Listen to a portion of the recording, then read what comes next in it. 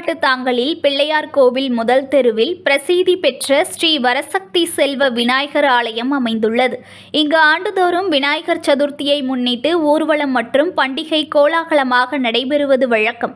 அந்த வகையில் இந்த ஆண்டும் விநாயகர் சதுர்த்தியை முன்னிட்டு அபிஷேகம் மற்றும் ஆராதனைகள் சிறப்பாக நடைபெற்றது.